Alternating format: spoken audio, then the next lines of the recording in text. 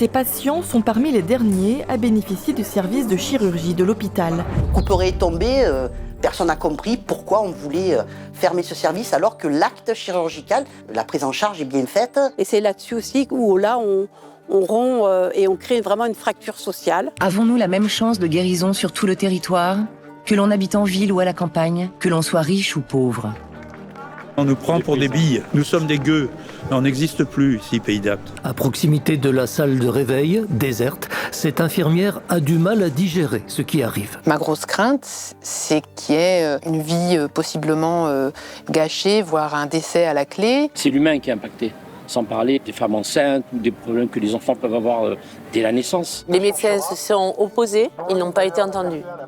Chaque fois que j'ai fait la consultation, il y a mes patients qui me demandent qu'est-ce qu'on va faire. Je n'ai pas de réponse et je vois l'angoisse. La population se mobilise, elle n'est pas entendue. Pourquoi ils ont laissé cet hôpital péricliter à ce point-là et maintenant nous dire voilà, on ne peut plus subvenir à cet hôpital, on va fermer la chirurgie.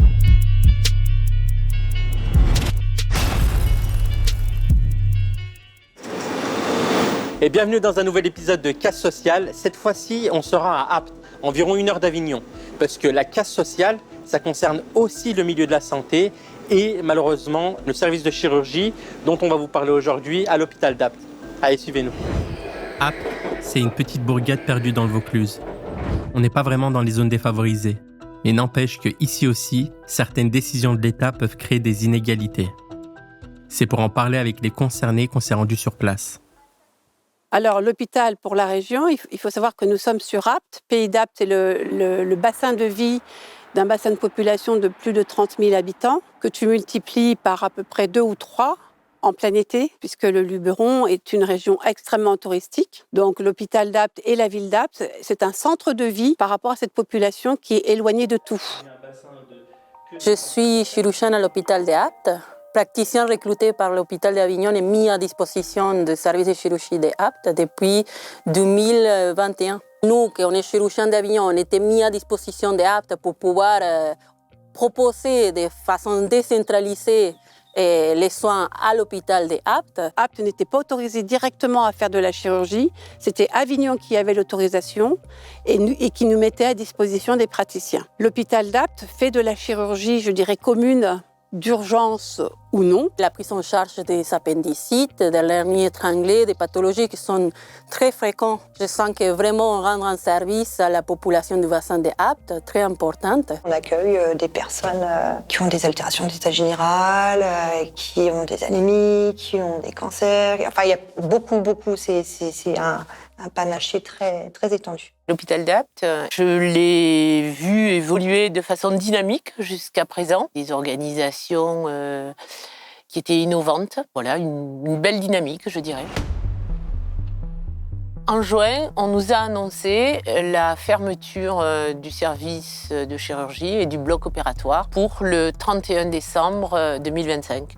Donc soit à peine 6 mois après. L'autorisation de chirurgie de l'hôpital d'Apt, elle est arrêtée d'une part par le directeur général de l'ARS qui transforme l'autorisation et qui supprime l'autorisation, d'autre part par Pierre Pinzelli, directeur de l'hôpital d'Avignon et de Cavaillon. L'hôpital d'Avignon avait un partenariat, si tu veux, avec l'hôpital de Apt. Ça s'appelle un GCS, un groupement de coopération sanitaire, qui dit, je te le fais rapide, les chirurgiens d'Avignon vont venir aider, pour certains actes, l'hôpital de Apt. Et ça fait des décennies que ça existe. Ce GCS a été cassé unilatéralement par la direction de l'hôpital d'Avignon.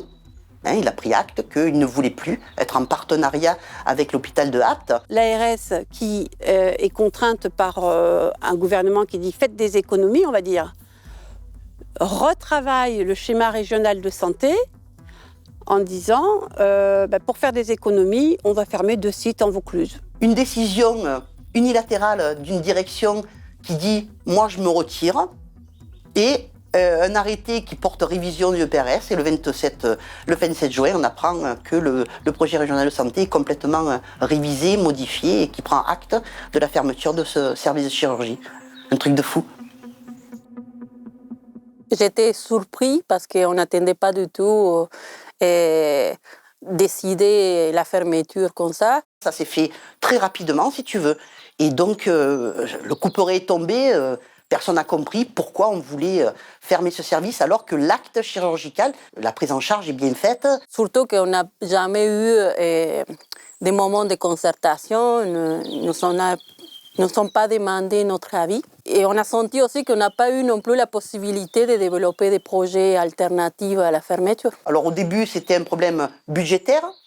Et puis après, c'était un problème d'acte chirurgical, alors que non, c'est pas vrai, parce que les chiffres sont parlants. On manque pas. L'activité chirurgicale en quelques années a augmenté de 23% sur Apt. Donc c'est bien le bien fondé de ce service de chirurgie qui soit encore présent et sur l'hôpital de Apt. Par ailleurs, les blocs opératoires qui ont été refaits dans la fin des années 2010 sont quasi tous neufs. Et on a aussi une grosse activité de dépistage du cancer colorectal via l'endoscopie, qui représente à peu près 1000 à 1200 actes par an aujourd'hui, et qui permet effectivement de prévenir tout ce qui est cancer. Donc il y a un rôle majeur dans la politique de prévention. Et si on ferme le bloc et la chirurgie apte, on arrête aussi cette activité d'endoscopie qui risque d'avoir des conséquences catastrophiques pour la population. On nous l'a justifié comme étant une mesure décidée par l'ARS. Parce que l'hôpital, ces services-là n'étaient pas assez productifs. Et donc, on était au-dessous des seuils et qu'il fallait, de ce fait, les fermer. Quand tu fais un parallèle avec le centre hospitalier de Cavaillon, en endoscopie, fait la moitié moins d'actes d'endoscopie que l'hôpital de Apt. Donc, tu vois bien que le service est quand même...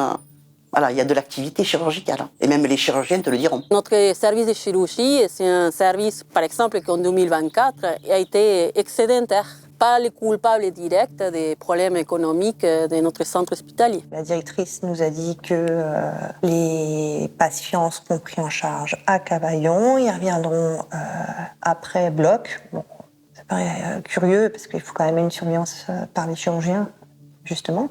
Comme il n'y aura plus de chirurgie, ça risque d'être compromis. Le crime profite sûrement à la direction de l'hôpital de Cavaillon, qui a racheté, pour ceux qui ne le savent pas, les murs de la clinique Synergia, qui est à 2 km de l'hôpital, avec une enveloppe de l'ARS PACA, et qui veut agrandir ses blocs, mais sans activité. On voit bien que c'est pas viable. Si on gère un peu l'offre de soins comme un tableau Excel, ça peut sembler logique de réduire sur un seul site l'activité de 2 établissements, mais sur une dimension humaine, ça aura des répercussions. On est dans un bassin, dans un territoire très très enclavé, à une distance assez conséquente d'Avignon, alors que Cavaillon, eux, sont tout près d'Avignon. Donc on pourrait imaginer que la répartition géographique n'est pas logique, puisque effectivement, même si notre bassin de population ne fait que 30 000 habitants, ce sont quand même 30 000 habitants qui doivent avoir un accès aux soins garanti, comme c'est d'ailleurs dans la loi. L'ARS PACA justifie la fermeture par une activité chirurgicale prétendument très faible, moins de 700 interventions par an. L'hôpital d'Apt affirme avoir comptabilisé en 2024 926 séjours d'hospitalisation en chirurgie et 1057 actes d'endoscopie digestive, soit près de 1300 actes chirurgicaux de plus que les chiffres avancés par l'ARS. Selon le rapport d'activité du GCS Apt Avignon, réalisé en 2024, le service de chirurgie de l'hôpital d'Apt est excédentaire de près de 40 000 €. Autre argument de l'ARS, 85% des patients du territoire se font opérer dans d'autres établissements du Vaucluse. C'est ce qu'on appelle le taux de fuite. Mais là encore, des documents officiels prouvent que ces chiffres seraient erronés. Face à ces incohérences, nos interlocuteurs alertent sur les conséquences d'une telle décision. Un jeune médecin qui s'installe aujourd'hui ne s'installe pas s'il n'a pas d'infrastructure adéquate à côté. Il a besoin de se sécuriser. Un médecin, il a besoin d'avoir un laboratoire, de la radiologie, des collègues pour pouvoir discuter d'un cas un peu compliqué. Et si effectivement ce bloc ferme, nous n'aurons plus à moyen terme d'urgentistes en nombre pour venir travailler à Apt. Et nous n'aurons plus de jeunes généralistes qui viendront s'installer. Donc là, on avait un service, un pays d'Apt qui étaient autonomes et qui connaissaient une crise de la démographie médicale. Mais là, on va accentuer la désertification dans tout notre bassin de population et sur le plateau d'Albion. Un centre hospitalier qui est éloigné des autres hôpitaux les plus importants de la région, avec une population que nous, on la connaît très bien, c'est une population âgée, précaire. Pour les personnes âgées, c'est hyper anxiogène. Il y aura plus de routes, les examens seront beaucoup moins accessibles. La même qualité de prise en charge, devoir aller la chercher d'ici à 1 heure de route, pour ces patients, ça peut être vraiment impossible. Et je pense qu'il y a pas mal de monde qui va décaler la prise en charge le maximum possible. Or, on sait que dans la prise en charge du cancer, il y a un gros ennemi, c'est le temps. Quand vous êtes atteint d'un cancer, vous n'avez pas le temps de vous retourner. Il faut agir vite. Et là, je crains que les patients aient des retards de prise en charge. C'est tout un territoire qui va avoir son droit à la santé, en tout cas en matière de chirurgie et d'endoscopie, nettement diminué, qui va devenir très très compliqué, avec, dans certains cas d'urgence, possiblement des mises en danger. Ma grosse crainte, c'est qu'il y ait une fracture ouverte qui ne soit pas prise en charge à temps et qui finisse amputée, une appendicite qui se termine en péritonite et avec une vie possiblement gâchée, voire un décès à la clé. Ma crainte, c'est ça. On assiste à un désert médical complet. Déjà, il est difficile d'avoir un médecin généraliste. Il faut faire beaucoup de kilomètres. Quand vous avez les moyens, on va taper à la porte du privé, mais tout le monde n'a pas les moyens de se payer 200, 300, 400, 500 € de dépassement d'honoraires sur une intervention chirurgicale. Et c'est là-dessus aussi où là, on rompt et on crée vraiment une fracture sociale. Chaque fois que j'ai fait la consultation, il y a mes patients qui me demandent qu'est-ce qu'on va faire. Et je vois l'angoisse présente entre mes collègues et aussi de la population même. Et c'est une question que je n'ai pas de réponse. Il y a beaucoup d'accidents de la vie de tous les jours, des fractures. Ça peut être très, très, très compliqué. Ils peuvent vraiment perdre énormément de sang si on doit les transporter ailleurs. Et ça risque de jouer sur leur pronostic vital. Voilà. On a eu des témoignages, 15 gros témoignages, qui, s'il n'y avait pas eu ce service de chirurgie, ne seraient pas là aujourd'hui pour en discuter, quoi. Là, on va à Gargas, à environ 5 km de Apt. On va aller rencontrer Marine. Il y a quelques années, elle a reçu un violent coup de sabot au niveau du ventre. Et elle va nous expliquer à quel point ça a été important que ce bloc de chirurgie soit là, justement, suite à cet accident. En 2018, je suis allée aux écuries où était mon cheval. Et en fait, il était un peu excité avec le vent, tout ça. Puis il sortait pas trop du parc parce que c'était en décembre, il avait beaucoup plu. Et j'ai voulu le faire marcher un petit peu. Et en fait, il a eu peur de quelque chose. Et je le tenais en longe. Et je me suis retrouvée derrière lui. Et là, il a envoyé les 2 postérieurs. Donc, un dans mon ventre et un dans l'épaule. J'ai pas trop senti mon ventre. Je voulais rentrer chez moi et en fait, à l'époque, ma belle-mère m'avait dit « Je t'emmène quand même à l'hôpital pour faire un petit check-up, on sait jamais quoi ». Et de là, l'hôpital m'ont fait des examens, tout ça, ils m'ont fait un scanner et ils se sont rendus compte que je faisais une hémorragie interne, que je perdais beaucoup de sang. Et tout est allé très vite. Ils n'ont pas pu me transporter. Donc j'ai été opérée d'urgence. Et je suis tombée sur un chirurgien d'Orange qui était là. C'était un médecin de garde qui était là. Il m'a clairement sauvé la vie, heureusement qu'il était là. Et voilà, heureusement que l'hôpital ont fait le nécessaire, quoi. Ils me l'ont dit clairement, hein. Si je ne serais pas allée à Apt, comme tout est allé très vite et que je perdais beaucoup de sang, si je ne pouvais pas être transportée, c'est que voilà, clairement, je serais morte, en fait. Donc, ils m'ont vraiment sauvé la vie. Je pense qu'il faut écouter les médecins.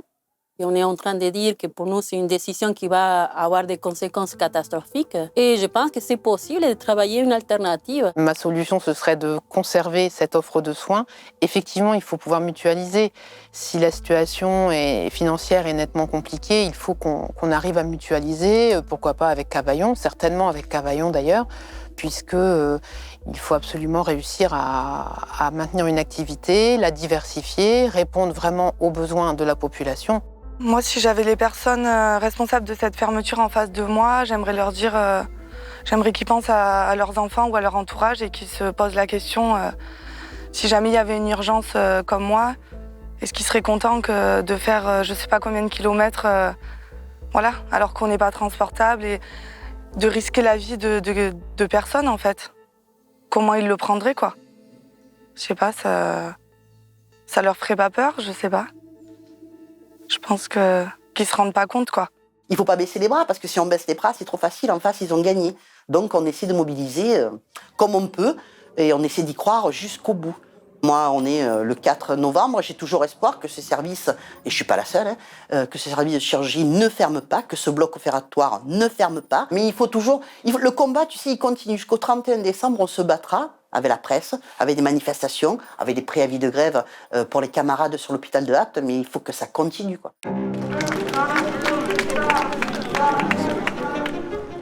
Là, on est à Avignon, on est juste en face des bureaux de l'ARS. Il y a une manifestation qui est organisée aujourd'hui par différents collectifs d'habitants, de soignants, qui vont essayer d'aller obtenir des réponses auprès de l'ARS et surtout, faire part de leur mécontentement. Je suis présent pour qu'on puisse conserver le bloc opératoire à l'hôpital d'Apt et pour la population du bassin d'Apt. Tous les personnels vont perdre leur poste à l'hôpital, au sein de l'hôpital, et on va devoir aller travailler dans des hôpitaux qu'on n'a pas choisi forcément d'aller travailler. Personnellement, je viens d'être formée en tant qu'infirmière anesthésiste, j'ai 1 an de diplôme d'État, je voulais continuer dans cet hôpital et aujourd'hui, c'est l'ARS qui va faire en sorte que je dois partir de cet hôpital que j'aime profondément avec la population du bassin d'Apt qui a besoin aussi de soins, au même titre que les autres personnes.